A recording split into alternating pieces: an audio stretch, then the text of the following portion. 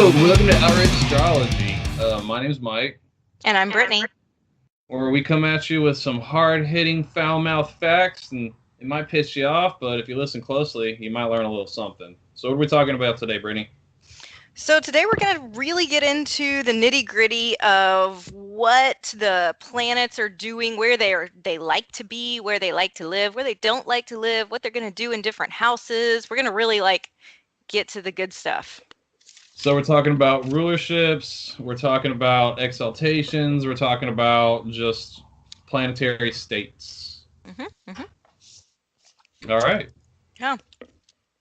So why do we even like care about, what planet does well in what sign and where it's positioned? Why is that even important?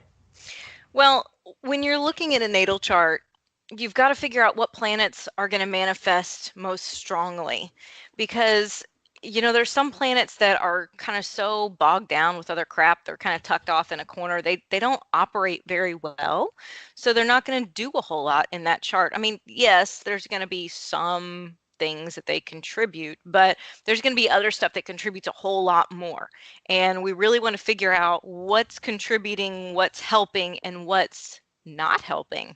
Yeah. So like certain planets, they do better in certain signs because the energy comes through in a much more genuine way. So like for instance, our favorite Mars placement, Mars in Cancer, when it's in Cancer, it's basically drowning in that sign. Yeah. And so it's coming through in some of the more negative fashions. So the way to think about this is when you're in your own home, you are most comfortable and you can get the most done. When you are an honored guest, so if you go over to your friend's house and you hang out at your friend's house, you're not quite as great as you are in your own home, but you're pretty comfortable. You can function as yourself there. You can do what it is that you're meant to do. If you go over to somebody's house that you hate, it's going to be awkward. You're going to sit there on the couch, twiddling your thumbs, maybe trying to slip your flask out of your purse, and it's not going to work out very well. So the planets do the same thing. It's kind of like when I'm at home, I'm in domicile. When I'm at my buddy Chris's house, I'm exalted, and then I'm in detriment when I'm at my crazy aunt's house. Right. Yep. And then I'm in fall whenever I'm hanging out on the side of the street begging for change under the freeway. That's very succinctly put, sir. Yes. Okay. All right. So, domiciles. So the sun. The sun. The sun is the ruler of Leo. That's so it does good in Leo? Is that what you mean? Yes. Sun is very happy in Leo. It is very happy in Leo. It comes through the strongest. That's why Leos tend to be much easier to point out in general than all the other sun signs.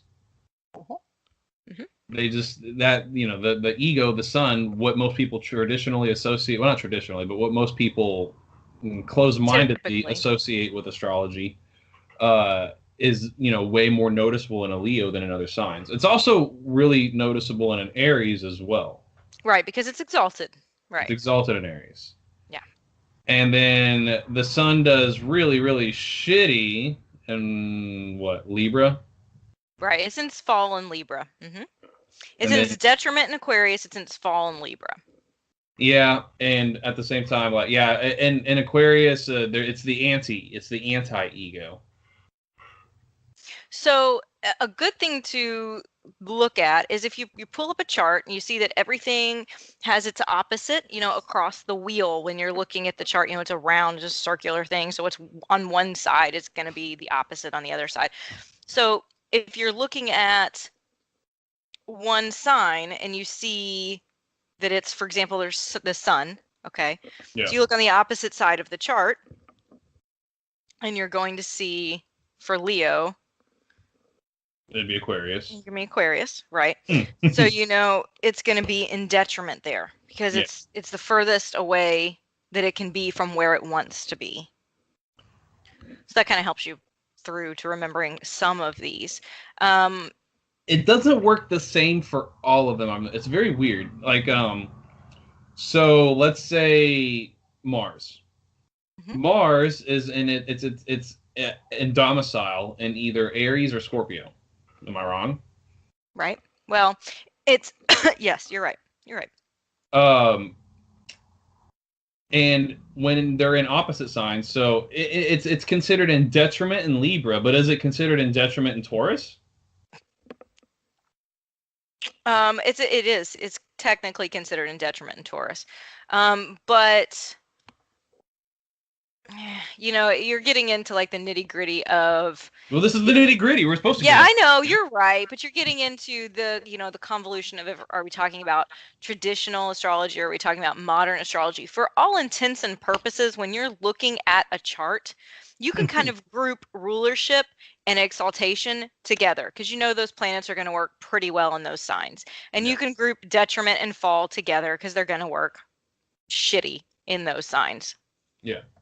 So the sun, it's exalted, or no, it's at home in Leo. It's exalted in Aries.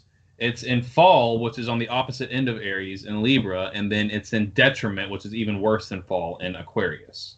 Yeah. So that's why, Libra and Aquarius are very much anti-ego in terms of how they, express their vitality. Right. Yeah, exactly. That's exactly where I was going to go with that. So you think about what the sun is, and the sun, I mean, you just think about, everything revolves around the sun. It's all about here I am, check me out. And Aquarius and Libra is very relational oriented and other people oriented. And Aquarius is like, I love everybody, man. I So, met some beautiful human creatures. hmm Yeah, yeah, I feel like Aquarius is like every hippie that ever lived. sort of. My mom's an Aquarius. She's kind of like a biker hippie. She's a biker hippie. Yeah. Okay. So the moon. The moon. It is at home in Cancer. It is in detriment in Capricorn. Because Saturn, you know what's really funny is Saturn is traditionally the enemy of the sun and the moon. Right. Because Because it's Saturn's like fuck your ego and fuck your emotions. right. And Saturn is all the way, I mean, it's the furthest from the sun. Yeah, and Saturn traditionally rules Aquarius and Capricorn. So the moon does bad in Capricorn and the sun does bad in Aquarius. Right, right, right. And then at the other end of the spectrum, Saturn technically does bad in Cancer and Leo. So the moon, the ruler of Cancer is the moon. It's exalted in Taurus. Like Mike was saying, it's in detriment in Capricorn. And it's in fall in Scorpio. Scorpio. So that's an interesting little like tidbit. Kind of want to talk about that one for a second because I have a moon in Scorpio. We need to do a whole fucking segment on Moon and Scorpio. We will. We will. That is like freaking coming up real soon. But I love Moon and Scorpio. I love Moon and Scorpio. I mean, we are fabulous. But that's from a subjective point of view, though. In terms of like how the emotions operate, they tend to not do so well in Scorpio. Right. So you have to realize it's like Scorpio intensifies everything. I mean, take it to the top. Whatever it is, it's not a little thing, it's a really big thing. And the moon is emotional. And so you would think because, these water signs, the water triplicity is all about emotions, that it would be fine there. But it's not because it's too much. Way too much. Way too much. And then when we have the moon in Capricorn, that's Now, you know what? I heard something funny one time, and I'm like, that is so goddamn true. Is that that Capricorn is just Earth Scorpio. Good God. Well, but what's funny? I love Capricorn. If you're talking about sun signs, I can actually really get behind that because if you look at crimes that sun signs tend to commit, Scorpio and Capricorn actually there's a lot of similarities in the types of crimes they commit and the way they go about doing it. But Capricorn's known for actually being way more cold-hearted and vicious than Scorpio. Yeah, that's Saturn. Yeah, yeah. Saturn. Saturn is not a nice guy. And I honestly don't even like Moon and Capricorns very much. That's of all the Moon signs, I have the fewest friends with the Moon in Capricorn. And what's weird is I'm a Sun in Capricorn, and any Moon in Capricorn would fall in my 8th house, but it just does not vibe well with any other placement in my chart. So my middle daughter is actually a Moon in Capricorn, but her Moon is exactly conjunct Pluto, which gives it a much more intense nature than just your standard Moon in Cap. Yeah, but it doesn't. You know what's funny is the Earth moons, even if they're conjunct Pluto, it still doesn't make them like crazy emotional. My mom has a. Why don't you come fucking visit my middle daughter and see her cry when she can't get a sock on? Because she's a child and she's trying to get something accomplished because I have of other that children. Moon in Capricorn. I have other children and they're just not so emotional. Okay, Mercury. My mom has the Moon in Virgo conjunct Pluto, and you should come to you should have been at our house when we were growing up and watched her cry when she couldn't get all the pet hair off the carpet. Yeah. Right? That makes me happy because I can relate to that because I'm 0-degree rising Virgo, so I would relate to that a lot. I'm pretty sure I've cried over similar things. One time I was trying to make the bed when I was pregnant, and those fitted sheets are a bitch, and especially when you are like trying to like for that hump in your tummy. It's an Olympic sport. Okay, Mercury. I love Mercury. We both love Mercury because we're so Mercury dominant. We both, rising. Yeah, I thought I was Pluto dominant until Miss Brittany Robinson over here decided to point out that no, I'm actually heavily mercurial. Yes, he's very mercurial. He is because he talks a lot. So do I, but you're Gemini, so you're a little more talky than I am, but I don't know. We give each other a run. Gemini's my chart ruler. It falls in an angular house. It's heavily supported. It's receiving nothing but positive aspects, except for that square to Jupiter, but it's at a wide orb. Yeah, I just brought you all over to my side. Yeah. So Mercury is the ruler of Gemini and Virgo. Mm-hmm. And it's in detriment in Pisces and Sagittarius. I have a Mercury in Sagittarius, and so does Brittany. Yep. So we suck. We don't suck. It makes us really fun, and we talk about all sorts of things. Yeah. Our conversations, I think that's our Mercury and Sag, is our conversations can like range from, I mean, the topic range is vast. Yeah. in what we cover in a given period of time. And you'll also find that I don't know, I see the Mercury being in its detriment in Sag has always kind of irked me. Like, I'm the person that wants to argue with facts. And I know that factually Mercury in Sag is in its detriment and it doesn't like being there. But I don't understand how the detriment really works in Sagittarius that much. I don't think so either. It makes sense to me. Mercury is all about moving around and ideas, and Sagittarius is all philosophical and loves travel. And I think I understand why, though, because Mercury by nature is supposed to be objective, and fire and water energy, so Pisces and Sagittarius, are not objective at all. I mean, granted, they're seeking for truth, but there's still an emotional element towards finding that truth. Pisces is even worse. I've heard people call Mercury and Pisces one of the worst placements you could have. They don't make any sense. No, and I know quite a few of them, and they are so damn subjective about everything. Everything. So it's not that they're necessarily a lot more emotional, but when they're looking at any problem, they're like, okay, those facts sound good, but how does that make me feel? That's not how you tackle an intellectual problem.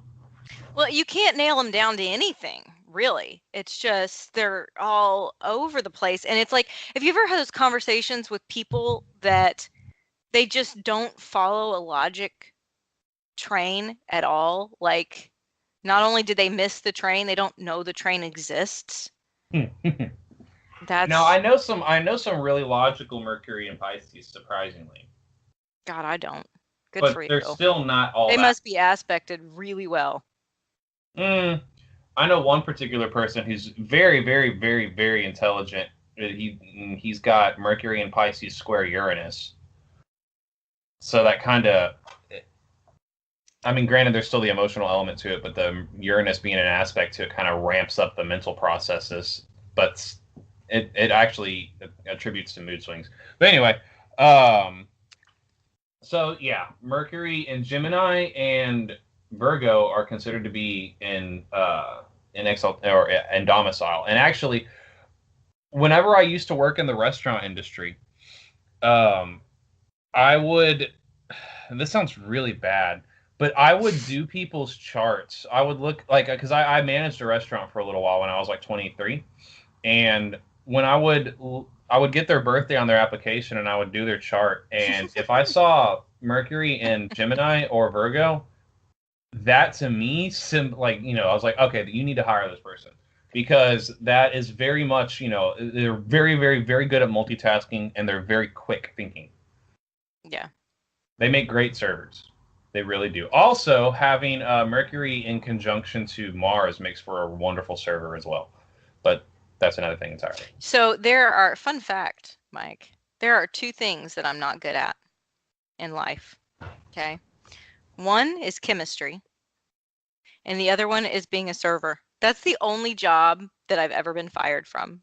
Really? I mean, I won't do more, but terrible. Waiting tables and bartending, I am a beast. Oh my God. That's like, it makes me sad that for a period of time I thought that was my calling because that's like the most horrible.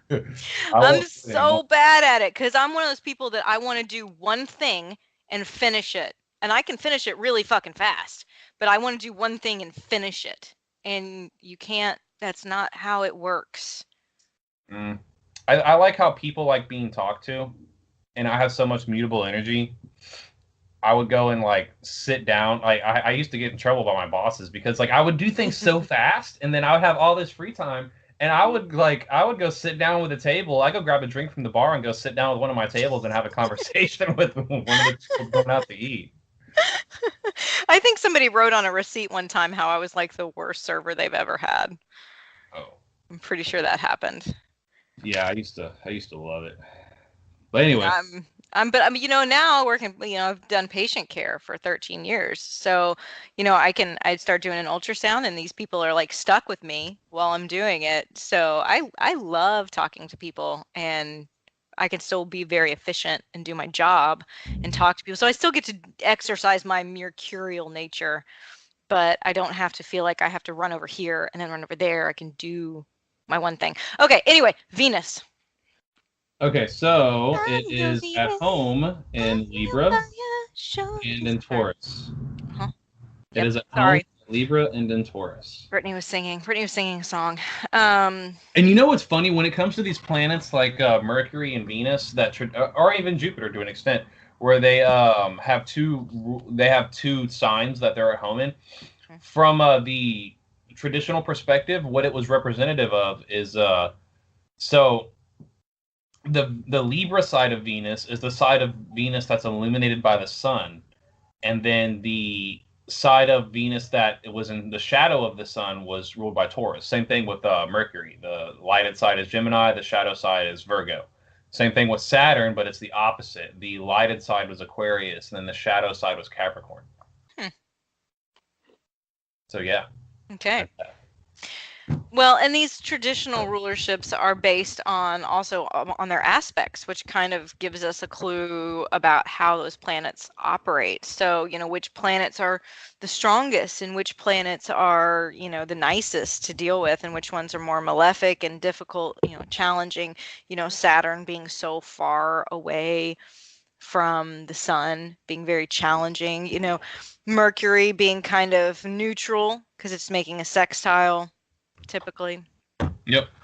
Yeah. Actually, each planet is considered to be related to a particular aspect. Like the sun is related to the quintile because the quintile. Well, it's and the conjunction. But go ahead. Okay, fine. Oh well, yeah. Because there's so many planets that are constantly in conjunction with the sun.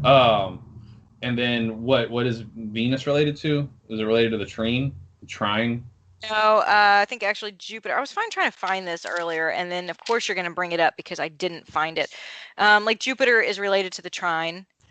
Mars is related to the square. What about the opposition? I think the opposition is Saturn, actually. I could imagine. I could definitely say I feel that. Yeah. All right, So, Venus. yeah, Venus, so it's exalted in Pisces. Okay. It's in its detriment in Scorpio and Aries because those are Mars ruled. So think about that. Venus and Mars are kind of, opposite forces. So it's going to be in detriment in Scorpio and Aries because they're both ruled by Mars. And it's in But its I fall in Virgo. love those detriment planets. I love Venus and Scorpio. I love Venus and Aries. Yeah, because we're disturbed individuals. That's why. We want it Well, to be hard. I have like half of my planets in detriment though, so Yeah, I do too. I have a lot in fall and in detriment. so like Venus Aries people, they like hookers. I love how you just spout this shit off because Mike is like king of I had this personal experience in my life, so that's how it works astrologically, which is actually really humorous and oftentimes very correct, but it's still pretty funny. Do you understand that I spent literally like periods of it, like while I was incarcerated, I would do people's charts. I would draw them out by hand and then I would watch them. Yeah, I know, but you realize that the prison population doesn't represent the population as a whole. Says who?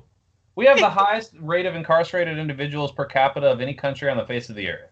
Wow, that was a nice rebuttal, sir. Anyway, Look at your Mercury coming out. okay, yeah, and then Venus and Scorpio likes to obsess pretty badly. Oh God, yes we do. Yeah, I've gotten Our better favorite though. pastime. I like to serial obsess. I obsess over a new person every few days. Yeah, we do love the obsessions. All right, we're gonna talk about Mars. It's okay. So this is what we were talking about earlier, before we started the podcast. What's up with Mars and Scorpio? Is it exalted? Is it in domicile? Mars rules Scorpio. Not anymore. Yes, it does. It's still the traditional rulership. Just because we found some planets and decided that's where we're gonna stick them. It's not a planet. It's a planetoid. Damn it. Okay. Anyway, just because we found some new shit out there and we decided that it needed a home, so we just stuck it somewhere that we decided that's what we like. It's not like we did years of astrological research to decide that, Mars is, or sorry, that Pluto should rule Scorpio, and we're like, oh, that makes total sense. Actually, No, that would be a good case study because I want to find. just stuck it there. I want to find how long of a period of time elapsed in between the discovery of Pluto, so the late 1700s, Hmm. elapsed before they started associating it with Scorpio. Because they didn't do that shit immediately. Some astrology didn't just like look up in the sky and find Pluto and they're like, ooh, scorpions. Yeah, we should figure out why they assigned it that way. That would be. I want to find out how much time elapsed in between their discovery of that planet and then their association with that planet and Scorpio. And why? Well, you can see why, because when you look at how it operates, there's a very... Okay, so fun facts about Pluto. You want to hear fun facts about Pluto? Yeah. Yeah, well, fuck you. I'm going to tell you anyway. I Everybody said else yes. is going to listen. Oh, I thought you said no. I apologize for dropping the F-bomb and yelling at you. I'm sorry. I'm very sorry. Okay, so when our solar system was formed, all of these particles pulled together and then created the sun and all of the planets, right? Up into Neptune. So everything from the sun to Neptune is made out of the same stuff. And all those planets orbit the sun in a regular, predictable elliptic. But Pluto was actually out there floating around doing its own thing and got pulled into the gravitational pull of the sun. So its elliptic is very erratic. It doesn't actually orbit like all of the other planets. Yeah, that's why if you actually look, because you can predict how long it takes for Pluto to orbit the solar system, to orbit the sun, but you can't you can predict it, but did you know like Pluto stayed in Taurus in the 1800s for decades, like way longer than it stayed in like Scorpio or Libra or Virgo. in our lifetimes. Well, Yeah. not my lifetime or your lifetime because it started in Pluto, or in Scorpio, but still, Yeah. It just it does its moved. own thing. It moved much faster through its quadrant of the circle during our lifetimes than in previous lifetimes, where it spent a lot more time sitting in Aries and Taurus and Gemini. So there's that. Fun facts Uh, on Pluto. yeah. Okay. So when we're talking about Mars, Yeah, we're talking about Mars. So Mars is exalted in Capricorn. it is. It's in its detriment in Libra and Taurus, and it's in its fall in Cancer. So can we just pause and talk about those Mars and Cancer people? We've talked about Mars and Cancer. They But I cry. really want They to. I stab you while they really want to. cry. I really want to rag on them some more. I mean, I've met some cool Mars and Cancer people. I'm not saying they're terrible people. I just want to, brag on that one particular placement. That's all. Oh, and actually, the people with Mars and Cancer that are in the Pluto and Libra or Pluto and Scorpio generation are even worse because depending on where that Mars sits, it'll either be forming a square to Pluto, which ramps up the crazy emotional crying stabby bullshit, or it's forming a trine to Pluto with the Mars and Scorpio generation, which wholly integrates the screaming, crazy, crying, stabby bullshit. All right then. Interesting. Okay. I know a couple of Mars and Cancer. Mars in Libra is a little bit strange to me, honestly. I have my Mars in Libra, right? Did you know a lot of presidents have their Mars in Libra? It makes sense. Why are we strange to you? Why am I strange to you, Mike? Because it's air. Mm-hmm. It's a cardinal energy, and it's coming through air. So it's just like Sun and Libra in a sense. So Mars wants to go forward, and air just kind of goes everywhere. So it doesn't go forward. It just you gotta like grab them by the wrist and be like, "Come on, we're doing this." That's not true at all, man. Well, you've got all about doing some shit. So this is how I see it function, okay? Because as Brittany loves to say, Mars is how we fuck and how we fight. It is our initiative and our drive. And Libra is really diplomatic, which is probably why you said, with how many presidents have this placement? a lot of them. Yeah. A lot. So because our drive is to actually figure out how to see both sides of it. Like we love to play the devil's advocate. We love to figure out, why people think the way they do, but we're really geared more towards reconciliation and understanding, and Mars wants to fight. You're right. Mars wants to fight it out, but Libra really doesn't. Libra just wants it to be fair. So it makes y'all pussies. Okay. Well, if that's what you want to think, you just wait until you make me real mad. And then you tell me how you think about that, okay? If you think I have Mars in the 7th house as well. So that it's a Libra related house. No, it's not. Oh my God. We're going to do a whole episode about why the Aries alphabet, you can't just say that the first house is Aries and the second house is Taurus. You can't do that shit. We're going to do a whole episode on it. Just because ancient astrologers didn't associate houses with signs doesn't make it less apt to be true. Because if you understand anything about astrology, it's an art that's been refined over years and years and years and years and years. And some astrologer at some point in time was like, these houses seem to correlate with the 12 signs seem to correlate with the 12 houses. Maybe because 12 is a symbolic number, and maybe because certain houses share certain attributes and qualities with certain signs. So they refined the art, and they came to these conclusions over time that the ancient astrologers, because they didn't know fucking everything, ancient astrologers used to actually say that Saturn in the 2nd house was a clear-cut indicator of poverty throughout one's life. And that's just not true. You know how many billionaires have Saturn in the 2nd house? Just talking faster doesn't make you right. Okay. Okay, fine. We will do a whole segment on this. Yes, we will. It'll be debate time. We're going to put on our fight music. All right. What are we going to talk about? We're going to talk about Jupiter. Jupiter makes everybody happy. Let's talk about Jupiter. I love Jupiter. We love Jupiter. Jupiter just makes us want to drink a bunch of booze and eat a whole lot of food and talk about life and why we're all here. And move to India and smoke weed and take, mind-expanding substances that help you broaden your view of the world around you. I mean, that's what Mike's Jupiter does, but yeah, yep, all those things. No, my Jupiter is in Virgo in the 4th house. Yes, so it is. Yes, it is. My You Jupiter's love telling your me, home. my Jupiter's telling me to wash my fucking clothes or you'll never succeed in life. I'm glad you said you smell really good. Is that what you're saying? I do, actually. Okay. Okay, fabulous. So Jupiter rules Pisces and Sagittarius. Yes. Yes. It does. It's in fall in Virgo and in Gemini. And it's exalted in Cancer. It is. Yeah, it's in detriment in Gemini and Virgo. It's in fall in Capricorn. Oh, yeah. Yeah.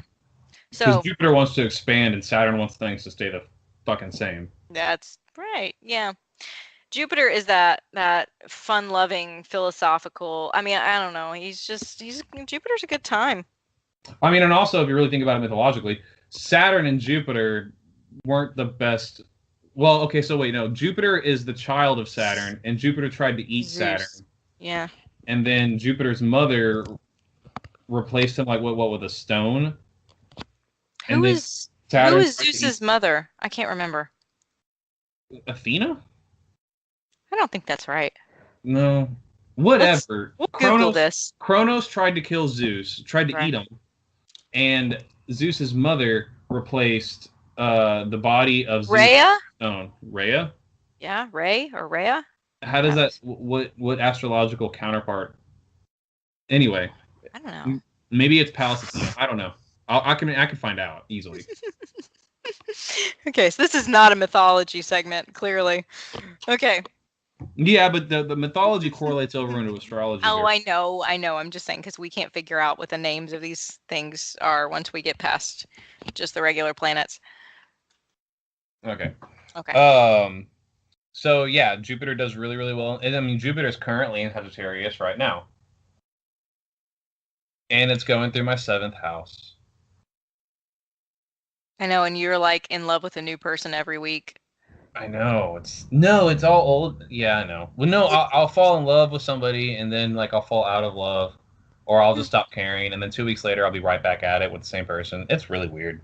Yeah, it's all over the place. It's in my 4th house right now. I don't really like it. Sounds kind of boring. I don't really like it at all. It's gonna be in my 5th house before long, and then I'm gonna get busy. It's gonna be awesome. Lots of sex. It's gonna be awesome. I'm gonna party as soon as like summertime comes. I'm gonna be a whole new person. You can come with me to Colombia and we can do cocaine on the beach. Okay, well let me get my permission slip from my husband signed first, okay? Oh yeah, I could get. He can come too. He would now if he could come too, he'd be down. He'd be all about it. But yeah, the whole conversation. I booked a. This is just like there's a YouTuber that makes videos like this. I just booked a 3-week trip to Colombia. You're not going. Bye, bitch. Yeah, except I really like my septum in my nose, to stay. What are you implying? What he would punch you in the nose? No, I'm saying I don't want to put a bunch of cocaine up my nose. Like I like my nose. Oh, you don't got to do it all the time. Okay. Anyway. Okay. So, Saturn. Are there nude beaches in Colombia?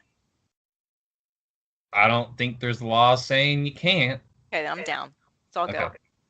All right. All right. So we pretty much went over Saturn too. Saturn is in its home in Capricorn and Aquarius, and then it's in its detriment in Cancer, and then it's fall in Leo. And then where is it? It's in its detriment in Cancer and Leo. It's in its fall in Aries. Okay. Mm-hmm. And is it considered in domicile in Aquarius, or is it considered in exaltation? It is in domicile. It's an exaltation in Libra. Okay. Gotcha. Just kind of a little bit weird to me. Well, no, I guess not. I guess that's not totally weird. I mean, Libra likes everything to be fair, and Saturn is really fair. Well, Saturn passing through the 2 planets that it's in domicile, or the 2 signs where it finds itself in domicile, are usually pretty ground-shaking events throughout society, just in transit. Like, I mean, Saturn's in Capricorn right now, so everybody's expecting these crazy shifts, and I think there has been some shifts, but they're just not happening in an explosive fashion like they have before. Like the last time that Saturn entered Capricorn, well, no. Well, yeah, the last time Saturn entered Capricorn, which was right around the time the Soviet Union collapsed, that created a whole big giant thing. And then by the time it exited Aquarius, the world itself was no longer the same with the fall of communism. And then it did it before then in the 50s, and then before then again at the turn of the, not the turn of the century, but at the period of time when the stock market collapsed. I mean, we're seeing the collapse of the male gender as being considered human. Does that count? Okay. It's not a political podcast. I know, but we're pissing people off, so I'm here to piss people off. I know. And I have a lot of very strong opinions on that too, but okay. All right. Oh, but now we're not going to piss people off. Fine, Mike. So Uranus, Neptune, and Pluto, those are your outer planets and more recently discovered planets.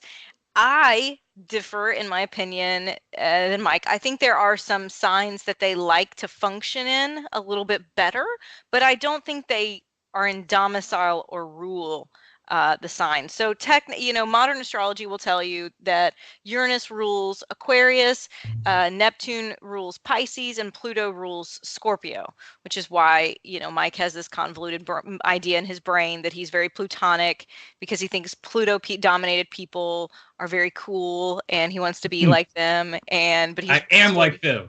Yeah, but he's very mercurial, and that's okay too, because Mercury is nice too. Okay, it's okay. You're still fun. But anyway, there's some planets that they like to function in a little bit better. I don't believe that they actually rule them. I could sort of concur with you on that. I mean, we can see how, Aquarius, and Uranus can sort of have some affinity with one another because, Aquarius is very human, love all people minded.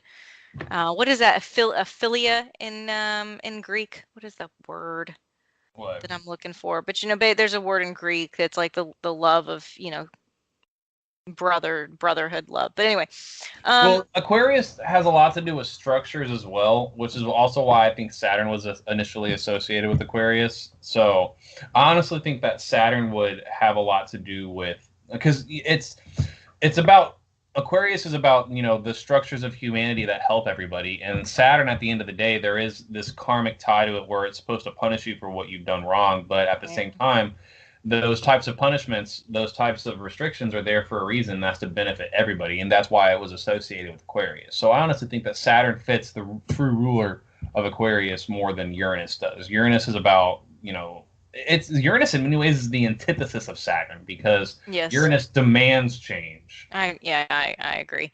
And I think a really good way for people to kind of get a grip on what they think about this, because I would encourage everybody listening to this to decide for yourself what you think about this matter, is go pull up some significant political figures or, world leaders or whatever, and just look at their chart ruler.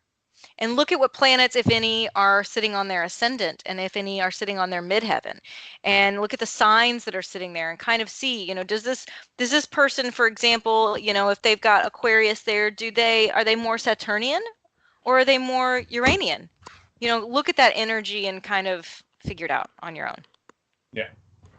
These are just the conclusions that we've come to in our practice. So, I think Neptune does have a lot of affinity with Pisces because Piscean people, are very artistic and they want to beautify everything. They want to make everything refined and lovely. And, I can see the affinity there. But again, I don't think it's a rulership. Yeah. Okay, so sect. Okay, yeah. So, what is that? What is sect? Yeah, so sect is a traditional astrological concept that is really helpful in determining what planets are operating the strongest and most helpful, and which planets are not very strong or are actually strong but not helpful. So sect is very simply whether you have a day or night chart. So when you're pulling up your chart and you see the line straight across the middle, the ascendant descendant axis. It represents the horizon. The horizon, where the sun rises, your rising sign, where the sun's setting, your descendant, okay? So anything above that line, if your sun is above that line, it is a day chart. And Yes. if it is below that line, it's a night chart. Even if it's right on the brink of changing into a day, you're still going to look at it, bisect as a day chart or night chart if it's below or above that line. So you have 2 benefic planets, which are helpful planets, and you have 2 malefic planets. And then Mercury is a switch. I thought Jupiter was a switch. Nope, no, it's not. Mercury is the neutral planet. I like to call it a switch because that sounds more fun. Mercury is going to kind of do what it's going to do based on what it's aspecting, where it's sitting, things like that. But primarily what you're going to look at is if you have a day chart, your sun is above that horizon or that axis, then Jupiter is the most beneficial planet in your chart. It is your benefic. And Mars is your malefic. It will cause the most trouble in your chart. Now, if you are a night chart, the moon is your ruler, okay? It's the sect light, excuse me. I shouldn't say your ruler. It is your sect light, just like the sun is the sect light for a day chart. The moon is your sect light for a night chart. Okay, so Venus is your most benefic planet if you're born at night, and Saturn is your most malefic planet. That's a really quick way to check out what's going to cause, like I said, have most assistance for your chart and what's going to cause the most trouble in your chart. Yeah. So, like, for instance, in my chart, it's a day chart. Also, most of my planets are above the horizon.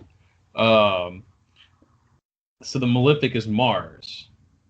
Mm-hmm. But there are situations where the malefic planet can be bona fide. Right. So Mike in his chart, and I wish I had kept all my notes when I looked over your chart, but Mike has a lot of conditions for how, actually I have your chart pulled up right now, how Mars is what we call bonification, which is assistance from other planets. First of all, it's an angular house, which is really helpful. It's making a superior square from Jupiter, which is your benefic planet. Now, what's a superior square? Okay, so we're getting way down the rabbit hole right now. Yeah, we're going into Hellenistic astrology, but it's still relevant. I mean, come on. Yeah. People So if it's earlier, if you have a benefic planet, so whatever your benefic is, so like Mike said, Jupiter's his benefic because he has a day chart, and this is the other thing, Jupiter is actually sitting below the horizon in your chart. So in a day chart, it likes to be there. So we can get into all of that stuff in another point in time, and it's probably going to be a whole nother segment. But well, Brittany's way better at Hellenistic astrology than I am. I mean, I look into it, I study it, but she's way more well versed. Like we have our strong suits. Like there's certain things that I am just fucking kick ass at, and then there's certain things that she can trump me any day on it. So, so Jupiter likes to be below that that axis in your chart because you have a day chart. So that's helping you right there. Mars is in an angular house. That's helping it right there. And then the fact that, what I said, the superior square. So when you are receiving an aspect from a benefic, it's almost like it's never bad thing, okay? Unless the benefics are aspecting one another, receiving even a square from a benefic is going to be a decent thing. Jupiter for you is in Virgo, which is earlier than Sagittarius. So it is superior. It comes before. So it's throwing the square over to your Mars in Sagittarius, meaning there we go. That's the superior square. So you have a lot of conditions that are bonifying or assisting, whatever terminology you want to use. The Hellenistic terminology is bonification. They're basically making your Mars not bad. They all help it. Good deal. Yeah.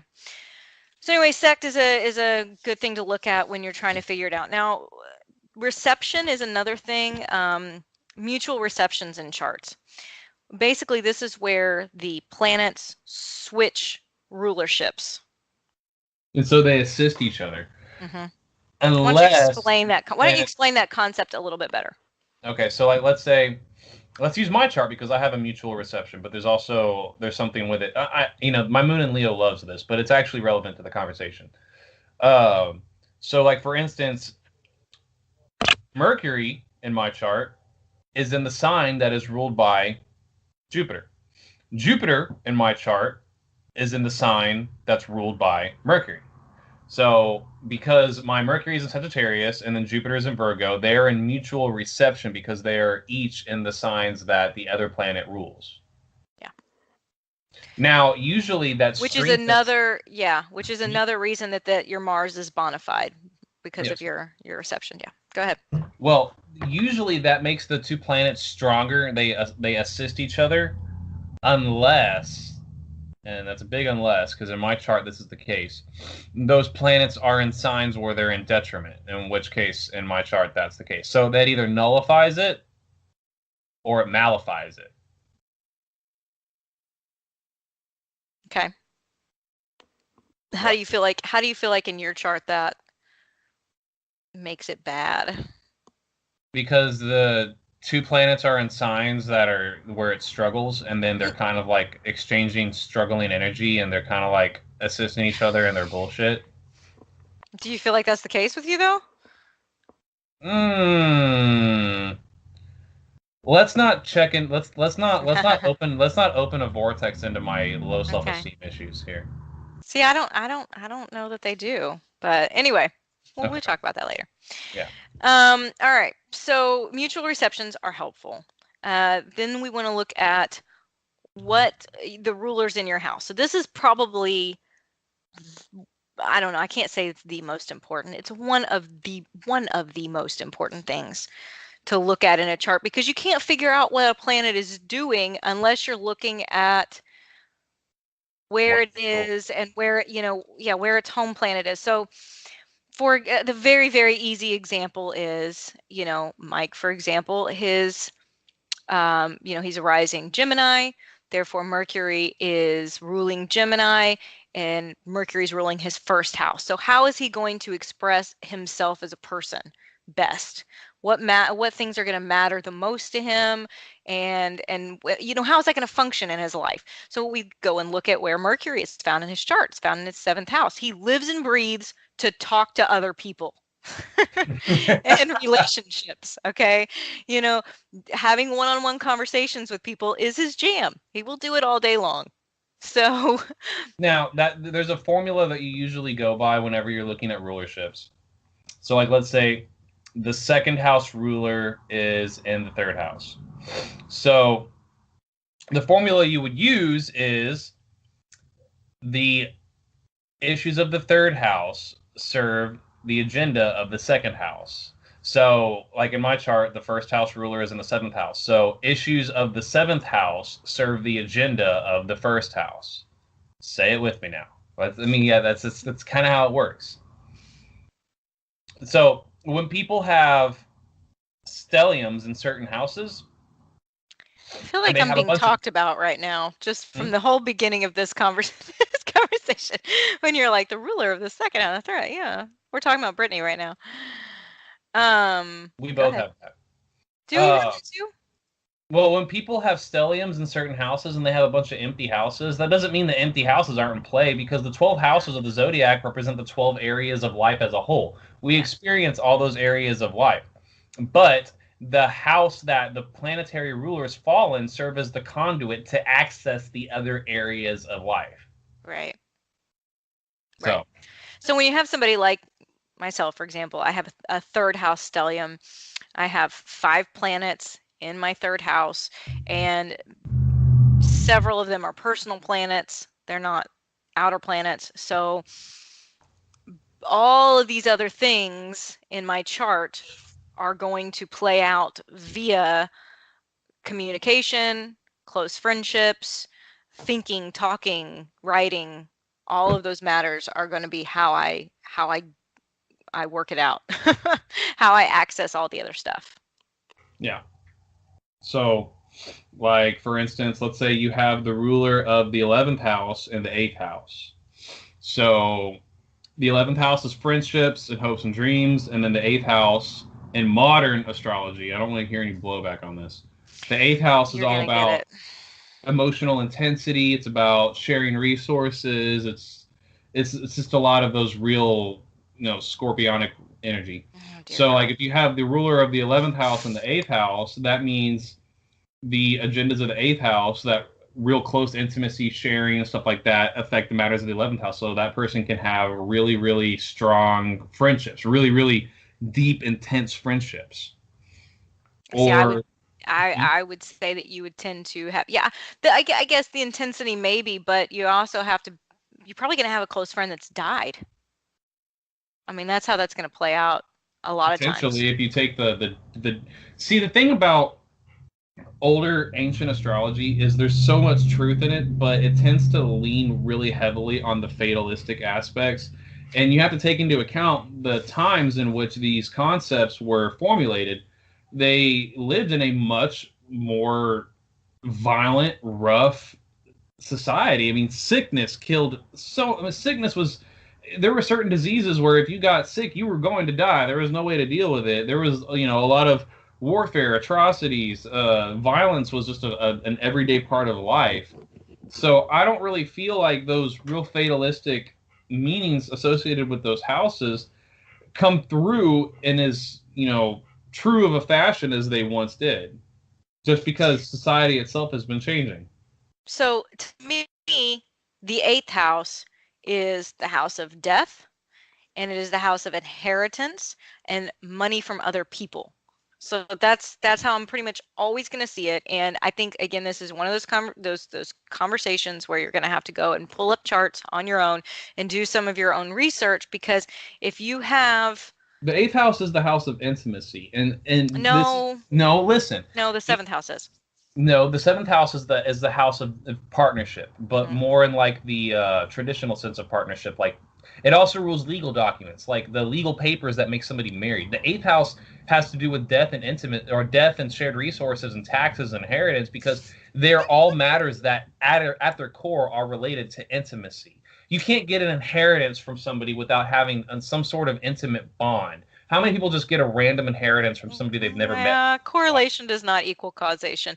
Anyway, rulers of houses, we're going to get into we're going to have a debate about this another time. But basically, Brittany rocked the boat because Brittany decided that, there's some concepts in traditional astrology that I think have merit. And now we're not on the same page about it. But that's okay. We That can is okay. That's okay. we can have difference of opinions. The point is, we agree on this, that you do want to see how those issues are going to play out by looking at where the ruler is of that particular house. So even if that house is empty, you want to go find the ruler of it. Okay, that's Okay. true. Okay. And you want to use Um, Placidus to do no. it. God, why are you doing this to me, man? Actually, I don't know. For me, this, I'm going to either use Whole or Placidus. Usually if I'm going to sit down and do a consultation and planets are going to change houses, if they are, then I'm going to probably use one or two planets to kind of get a bearing for how that's going to work in that person's life, and then go from there. Well, Because yeah, you have to honestly draw your own conclusions and decide which house you prefer using best based on your own observations. What rings truer for you? Placidus seems to have, rang truer for me, and whole sign, it seems to have worked better for Brittany. It's just a not difference in always. Yeah, style. it really, for me, I feel like it depends on what chart type I'm looking at and whose chart I'm looking at, how close the ascendant is to, earlier degrees anyway. What you have to be careful though is to not change the house system that you're using to fit your subjective preferences. Like, if you go by Placidus, the ruler of the 12th house falls in my 7th house. I don't want that. Who wants that? I don't want to fall in love in prison. But the likelihood of that, I mean, let's see here. Okay. All Anyway, right. see the thing, but I could switch it and I could use whole sign, and then the ruler of my 12th house would be in the 6th house, which is a whole different effect entirely. So you just have to look at it and find out what rings true to you personally. Which one do you identify with more? And then you can, take those observations and have those shape your, which house system you want to use. Yeah. I just like things to be simple. I don't want to deal with interceptions. I've dealt with interceptions. I don't want to deal with them. That's a whole nother conversation. But it makes sense to me that each sign is going to have its own house. It's nice, it's clean, it's simple, it works. You're not going to have potentially one sign having no rulership. It's just Placidus can get a little messy. It's not a bad system. It's what I've learned with. I'll still use it if I have to. But yeah, okay. Afflicted house rulers. So everything is modified. That's why you can't just take a look at a chart and say, oh, well, this is in this house and this is in this house. And okay, I figured it out, because everything's modified. You've got to figure out how things are working. And afflictions are one of the ways you do that. So Mike, tell us how that works. Okay, so with each house, there is positive things associated with it, and then even potentially negative things associated with it. For example, the fifth house has a lot to do with, enjoyment, fun, self-expression, but it can also be related to self-centeredness, risk-taking that doesn't end well, STDs, potentially. All the negative effects of that house can potentially be in play as well. So if you look at the fifth house ruler, and the fifth house ruler is very, very harshly challenged, then that can bring out some of the more negative things associated with that house. Explain to them what you mean by challenged. By challenged, it means receiving in a sign that it doesn't do well in, or more. A sign that it doesn't do well in isn't necessarily as big of an issue for me, but if it's being challenged by other planets, like it's receiving a lot of hard aspects, a lot of squares, oppositions, sesquiquadrats, and conjunctions, things of that matter, it can bring out the negative qualities associated to the house that planet rules. Right. Yep. So I agree with you on that. I think that even though, yes, you should look at, is it somewhere that it does not like to be? It's going to matter more what aspects it's receiving. All right, so what if somebody's seventh house ruler is really heavily afflicted? They're going to have big relationship problems. I mean, they just are. So, okay, there's a difference. So do we have a case example? Can we do that? Can we pull up something that we can look at that's gonna, because it's so hard to talk about these things in not have examples to back it up. Theory. Well, I'll tell you this much. Okay, so I know somebody who has Saturn in retrograde in their seventh house, which you would think, oh, Saturn in your seventh house, yuck, right? Yeah. But what this really meant for this person is that they got married much older, and it was delayed, and that they married somebody older than themselves, but they have a great marriage. Now, if instead you've got your seventh house ruler that's receiving, like a superior square from a malefic planet, I'm going to think you have a shitty marriage, or you've been divorced, or, you, for some reason, you just can't find somebody that works for you, probably because you're, like a cold fish. But anyway. Yeah, and then you would find out what house that Saturn is ruling to sort of add an extra layer to that interpretation. Right. So. Yeah.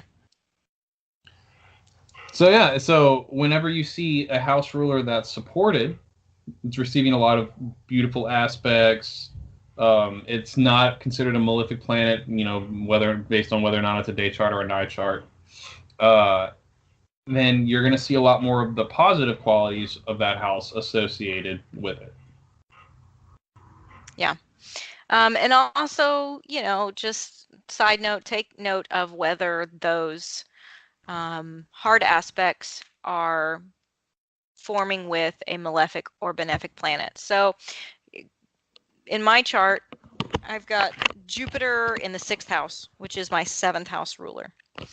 and it is receiving Jupiter's receiving a superior square from Venus. Well, it's a square, but it's Venus and Jupiter in aspect to one another. So that kind of mitigates it being such a difficult thing to deal with. Yeah.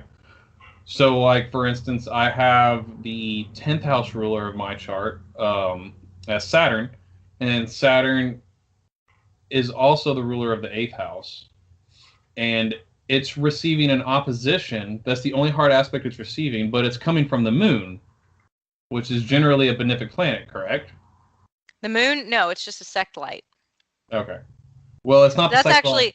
so It's that's not the it's sect light for my chart. right, it's not yours, but it's a luminary. And so in your case, that's the most difficult thing in your chart is your moon opposite your Saturn. Yeah, actually it is. It really, really is. The 10th house ruler and the 2nd house ruler are in hard aspect to each other. Yeah, it's a rough one.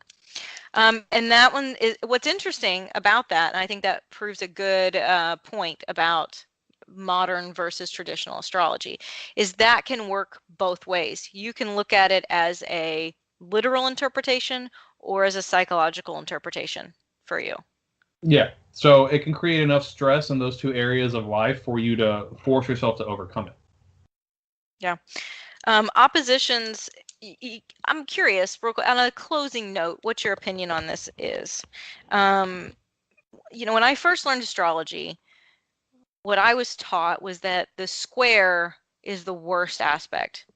And the opposition you can kind of, work through. But now that I've been practicing for as long as I have and seen the charts I have, I feel like the opposition is definitely the most challenging as far I as feel the same way. Okay. See, in theory, the square should be harder because it's a harsher aspect. It's dynamic tension. And then the opposition, it works more like a pendulum where the energy swings back and forth between one planet and the other. And I feel like the aspect of dynamic tension, the square, it brings that issue so clearly to the forefront so early on in life that it can be focused on and taken care of.